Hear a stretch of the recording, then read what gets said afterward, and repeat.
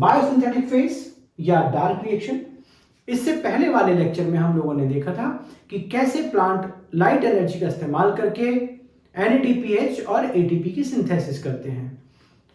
इस रिएक्शन में यानी कि जो डार्क रिएक्शन है, इस डार्क रिएक्शन को डार्क रिएक्शन इसलिए कहते हैं क्योंकि यहां पर प्लांट जो है वो सीधे सीधे सनलाइट का यूज नहीं करता।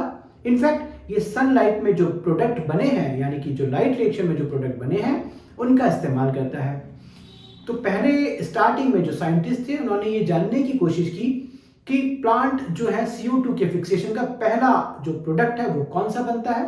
और फाइनली एक आफ्टर वर्ल्ड वॉर 2 जो एक साइंटिस्ट थे मेल्विन कैल्विन, उन्होंने देखा, जो स्टडी किया उन्होंने कार्बन 14 आइसोटोप का इस्तेमाल किया और उन्होंने देखा कि जो first product of CO2 fixation बनता है that is 3 carbon compound PGA।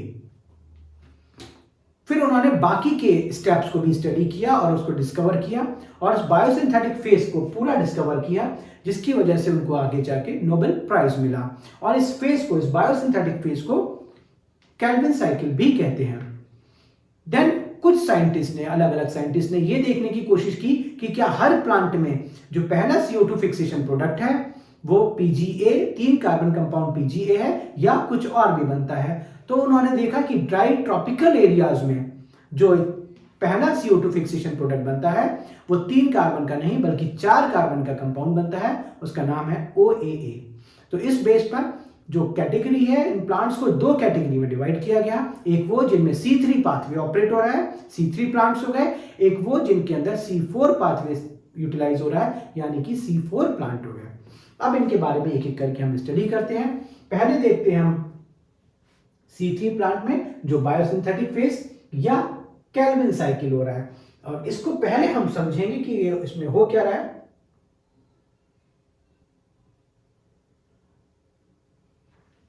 तो ये देखिए, ये C3 प्लांट के बारे में अगर हम स्टडी करें तो C3 प्लांट में क्या है, ये एक मीसोफिल सेल है।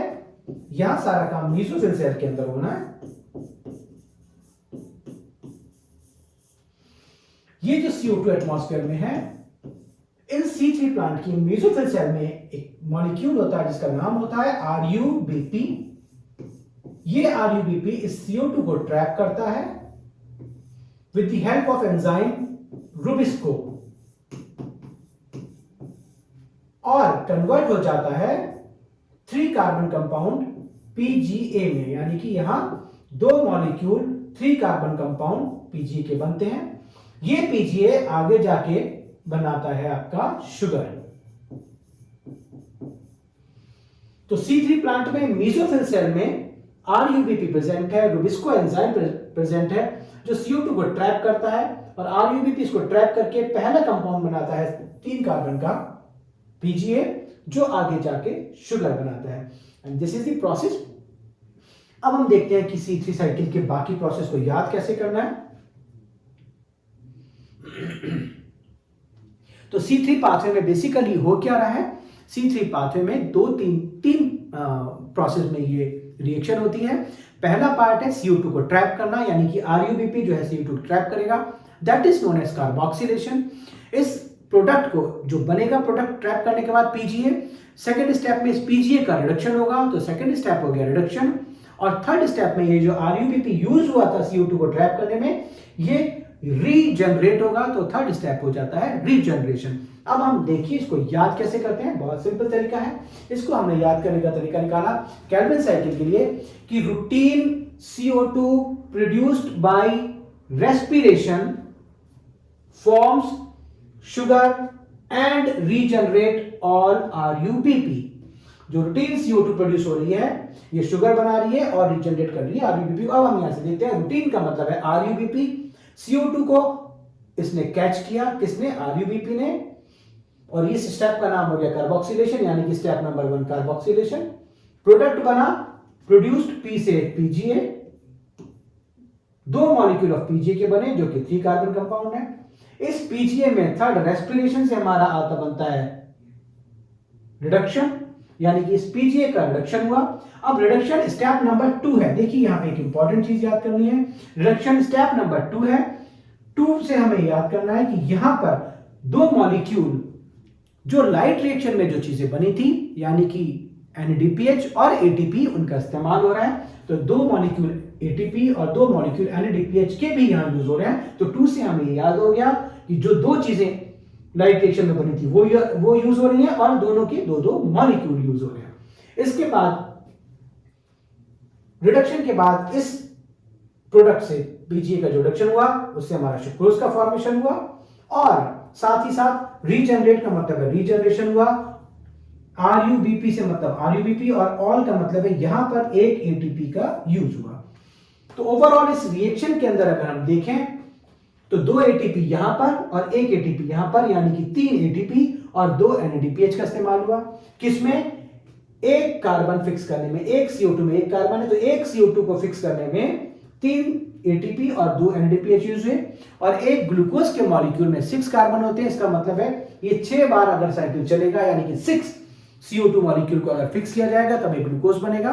तो उसके अंदर कितना यूटिलाइजेशन होगा उसको अगर हम 6 से मल्टीप्लाई करते हैं 3 ATP को तो 18 ATP और 2 NADPH को मल्टीप्लाई करेंगे 6 से तो 12 NADPH यूज होते हैं।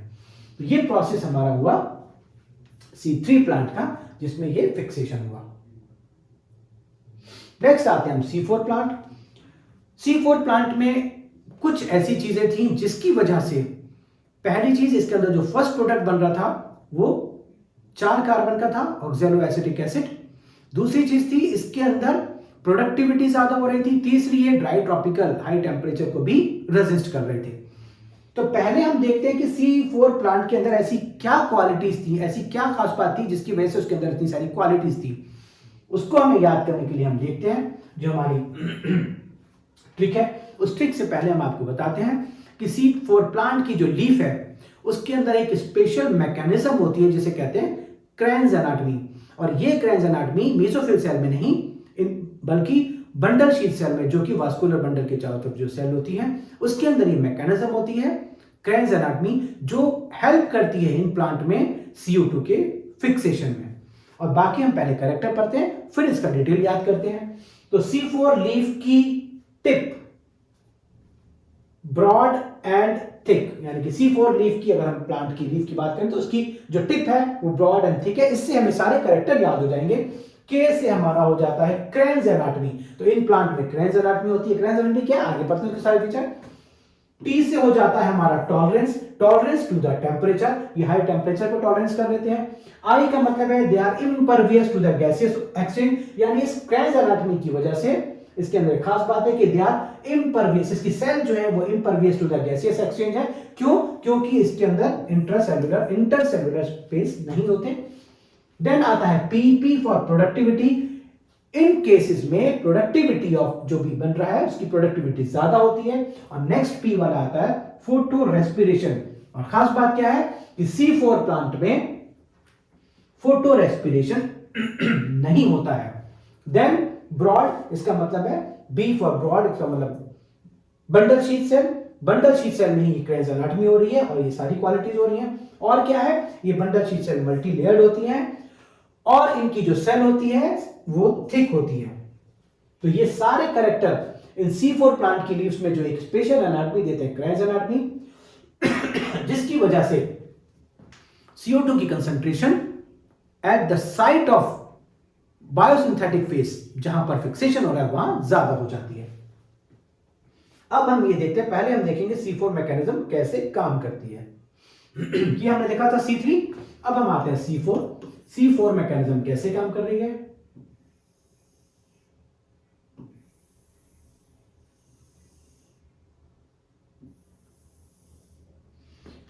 C4 मैकेनिज्म में दो सेल पार्टिसिपेट कर रही है। यहां सिर्फ एक सेल पार्टिसिपेट कर रही है, मेसोफिल सेल। यहां दो सेल पार्टिसिपेट करेंगी। पहली सेल है मेसोफिल सेल,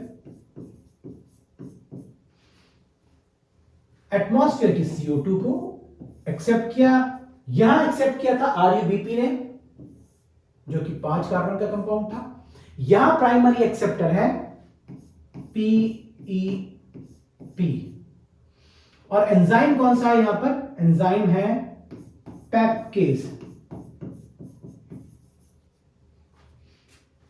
तो CO2 को एक्सेप्ट किया 3 कार्बन कंपाउंड PEP ने। एंजाइम था पैपकेज और इन्होंने बनाया 4 कार्बन कंपाउंड ऑक्सैलोएसिटिक एसिड। तो मेसोफिल सेल में देखा जाए तो सिर्फ यहां पे CO2 को ट्रैप कर रहे हैं, ज्यादा से ज्यादा CO2 को ट्रैप कर रहे हैं। इसके बाद ये जो ऑक्सैलोएसिटिक एसिड था ये मेसोफिल सेल से निकला और ये पहुंचा बंडल शीथ सेल में। ये है हमारी बंडल शीथ सेल।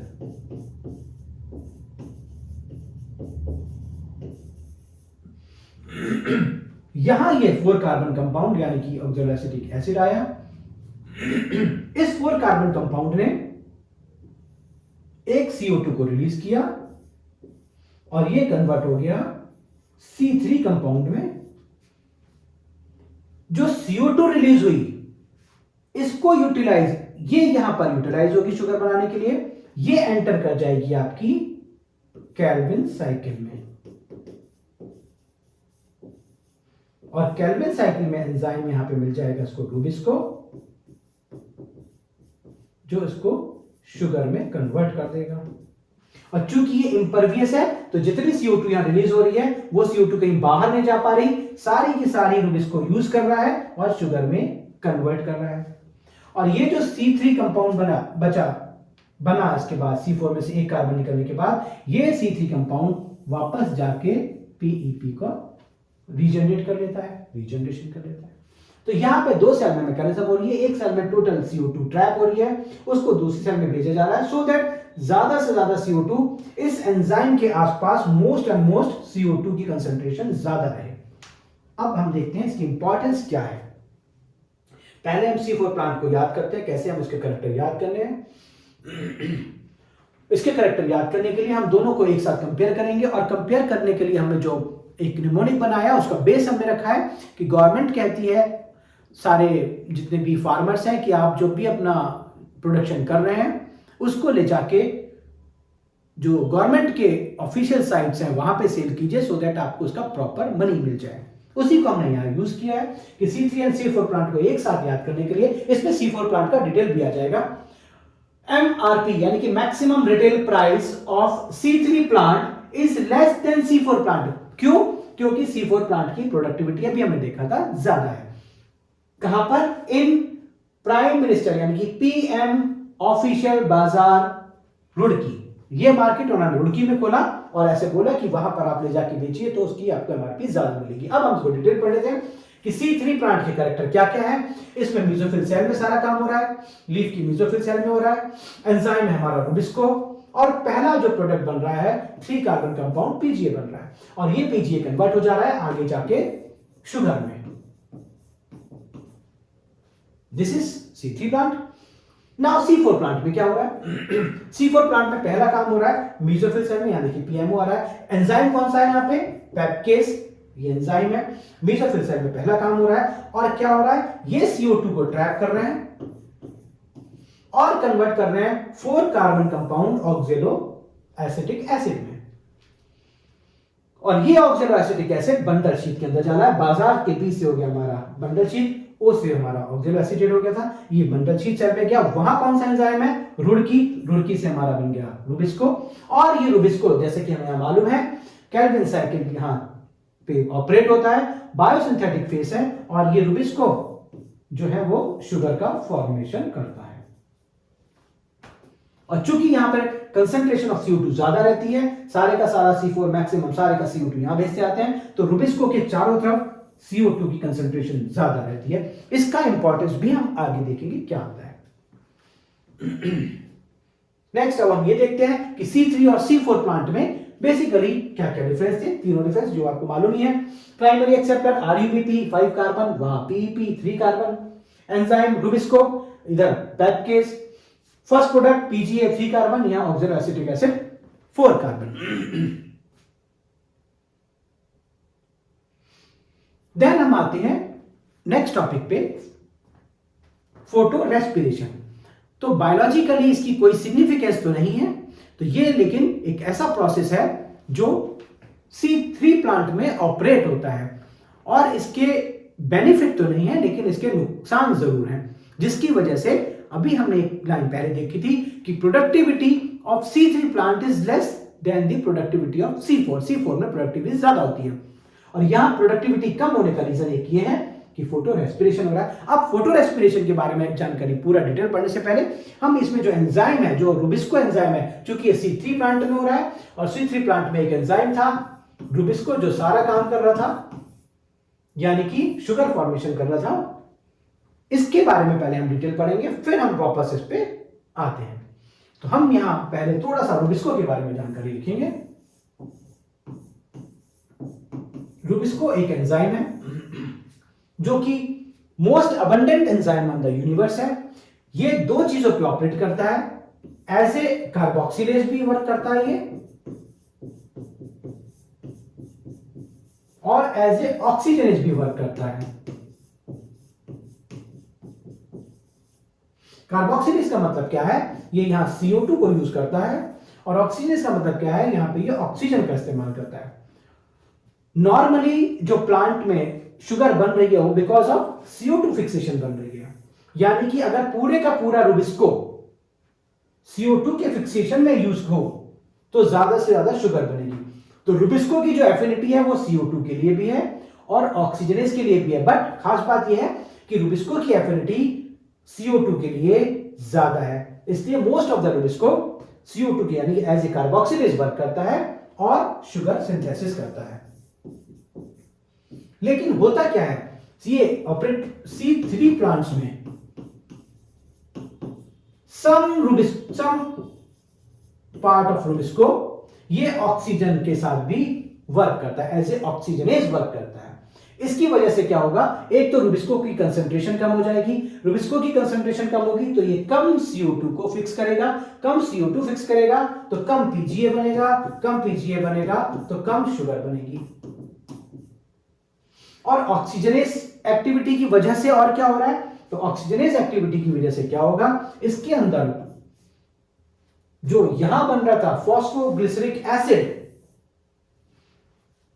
यहां पर एक मॉलिक्यूल फॉस्फोग्लिसरेट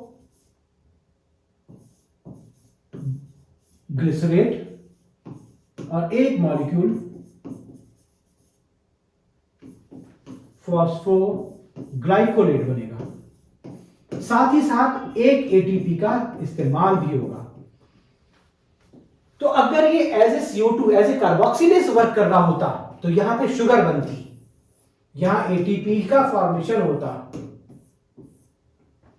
लेकिन ये ऑक्सीजनेज की तरह अगर वर्क करता है, थोड़ी सी ऑक्सीजन जो C3 प्लांट में होती है, तो यहां पर ना तो शुगर का फॉर्मेशन हो रहा है क्योंकि PGA नहीं बन रहा, नो शुगर, ना ATP का इस्तेमाल सिंथेसिस हो रहा है, नो ATP सिंथेसिस, इनफैक्ट एक ATP यूज हो रहा है। तो देखिए इस प्रोसेस के वजह से ATP का यूज हो रहा है, यानी प्लांट को नुकसान हो रहा है, ना उसमें शुगर बन रही है ना ATP बन रही है। इसी वजह से चूंकि ये C3 प्लांट्स में ऑपरेट होता है फोटो रेस्पिरेशन, तो C3 प्लांट में प्रोडक्टिविटी कम हो जाती है। अब हम इसको पूरा डिटेल में देखते हैं फोटो रेस्पिरेशन को, कि फोटो रेस्पिरेशन क्या होना है। तो इसको हमने याद करने का तरीका बनाया, यहां हमने एक ट्रिक सोची कि जो रूबी जी हैं ये चली गई हैं, यानी कि लेट रूबी, और इनके फोटोज चूंकि लगाए जा रहे हैं ये नहीं रही हैं, तो उनके फोटो का जो प्राइस है दैट इज ओनली 1 ATP। तो हम यहां लिखेंगे लेट रूबी के फोटो का रेट ओनली 1 ATP। अब देखिए लेट का मतलब क्या है, इसके अंदर कौन कौन सा प्रोडक्ट बनेगा, फॉस्फोग्लाइकोलेट, ये लेट एंड ये लेट। दूसरा, यहां कौन सा एंजाइम वर्क कर रहा है, C3 प्लांट है तो एंजाइम रूबी से रुबिस्को वर्क कर रहा है। रुबिस्को का कौन सा वाला पार्ट एक्टिवेट हो रहा है फोटो रेस्पिरेशन में, अभी हम देखेंगे ओनली से ऑक्सीजनेज पार्ट। तो rubisco as a oxygenase work कर रहा है, फॉस्फोग्लाइकोलेट बन रहा है, और फोटो का मतलब है ये प्रोसेस फोटो रेस्पिरेशन है, याद करने के लिए। देन दूसरा क्या बन रहा है, रेट, फॉस्फोग्लाइको रेट, ये देखिए फॉस्फोग्लिसरेट, तो ये हमारा फॉस्फोग्लिसरेट बन गया, ग्लाइकोलेट यहां बन गया था, ग्लिसरेट यहां बन गया, तो दूसरा प्रोडक्ट बना फॉस्फोग्लिसरेट। कोई PGA मॉलिक्यूल नहीं बना, ओनली से O से मतलब है ऑक्सीजनेज, 1 का मतलब है 1 और ATP का मतलब है ATP यूटिलाइज हो रहा है। तो इस फोटो रेस्पिरेशन में no NADPH, no sugar, no ATP synthesis, इसमें से किसी चीज की सिंथेसिस नहीं हो रही बल्कि ATP यूटिलाइज हो रहा है, तो प्लांट के लिए ये फायदेमंद नहीं है। इसकी कोई बायोलॉजिकल सिग्निफिकेंस तो नहीं पता, लेकिन ये C3 प्लांट्स में ऑपरेट होता है और इसी की वजह से the productivity of C3 plant as compared to C4 plant कम रहती है। यहां ये टॉपिक हमारा खत्म होता है। नेक्स्ट क्लास में एक नया टॉपिक लेके आपसे मिलते हैं, तब तक के लिए थैंक यू। ध्यान रखिए, ये जितनी हमने निमोनिक में पूरी बुक को कन्वर्ट किया है, मोस्टली आप रिवाइज करेंगे तो कोई ऐसा पॉइंट नहीं है जो आपको ना मिले, लेकिन फिर भी एनसीईआरटी बुक की रीडिंग आप लगाते रहें और हमको कमेंट करके जरूर बताते रहें कि आपको कोई चीज में अगर कमी लगती है या कैसा आपको ये कंटेंट लगता है, जरूर बताएं। सब्सक्राइब करें and thank you very much.